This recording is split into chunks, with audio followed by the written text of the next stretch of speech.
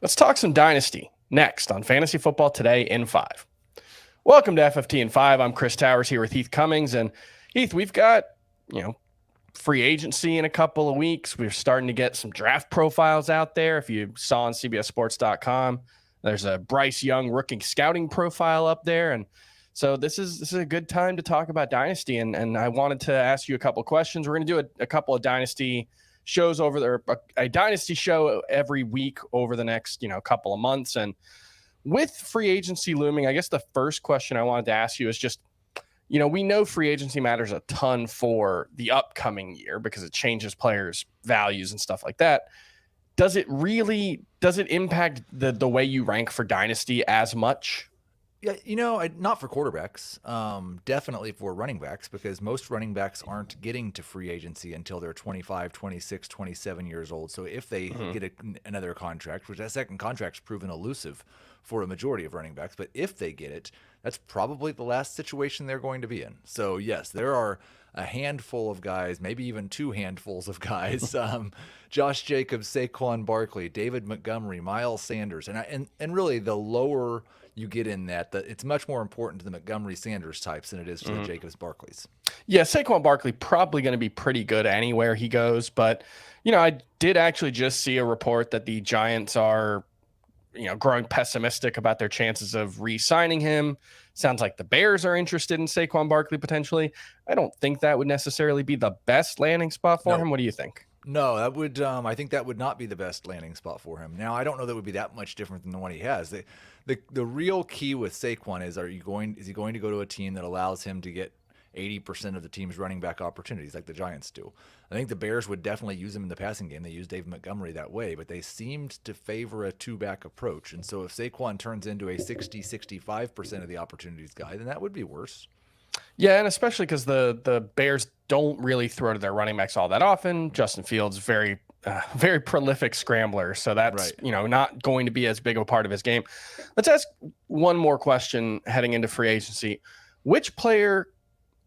Give me one player or two who could see their value change the most, depending on where they land.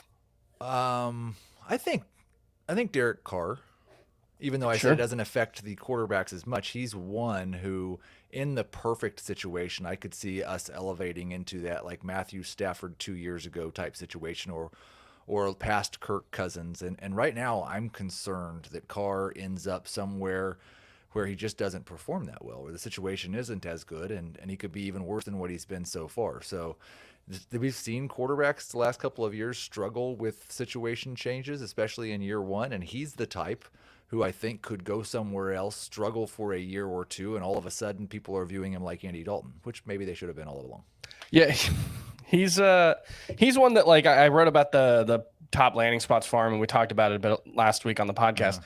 I would like to see him in Atlanta just for Kyle Pitts and Drake London to have a competent quarterback, but obviously I don't think that would be great for Derek Carr's value.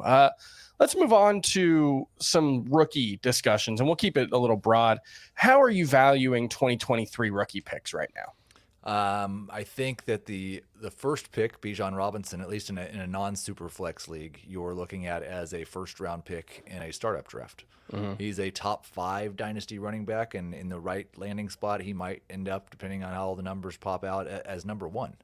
At running back. So if you're talking about a super flex league, then you may have 3 picks that are in the first round or 2. Otherwise, in a 1 quarterback league, I think you're probably looking at Bijan as the only first rounder, and then the rest of the first half of the round are sprinkled in. Now, what we've seen the last couple of years is those 7 through 12 picks, there's going to be a couple of big hits. In the past, I've always liked to try to flip those for future firsts and hope that turns into a top 3 pick. But if you're a contender right now, it might make more sense just to swing big. There are a lot of running backs who could be at least part-time helps this year. Yeah, that's the thing, is that this year's class doesn't seem as strong in the wide receivers, which have been where a lot of those latter half of the rookie picks have really hit. So, that's something to keep in mind as, certainly I do more research for the upcoming rookie class, and we'll have more on the FFT and 5 podcast.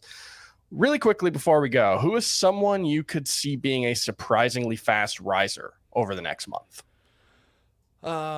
Well, let's say 2 months, and it's a guy I wrote about today. It's not a rookie, but it's the guy I wrote about today. It'll be his first year as a starter if things break right, and that's Sam Howell. You look at his opportunity with Washington. If Eric Bieniemy is actually a good offensive coordinator, which I think he probably is, and he has Terry McLaurin and Jahan Dotson, and he ran for 800 yards his final year in college. If they just let Sam Howell go and rip it to those two wide receivers, he might end up being a top 20-ish redraft quarterback this year, which jumps him into the top 15 in Dynasty.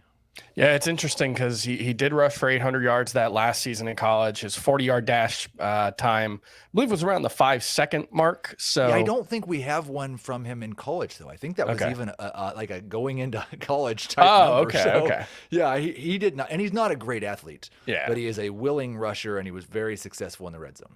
Yeah, that's the big thing for me would be the red zone stuff. If he can be someone who, like early career Dak Prescott, where he was rushing for like 5-6 touchdowns per year, maybe 300 yards, that adds up if he can be a competent passer, and it can get him into that high-end QB2 range in the right situation. In Bieniemy's offense or Andy Reid's offense, and we don't know exactly what the offense will be in Washington. Patrick Mahomes run for at least 300 yards 3 straight seasons, so I think that should be at least the expectation. All right, and that's going to do it for FFT and 5. We'll see you next time.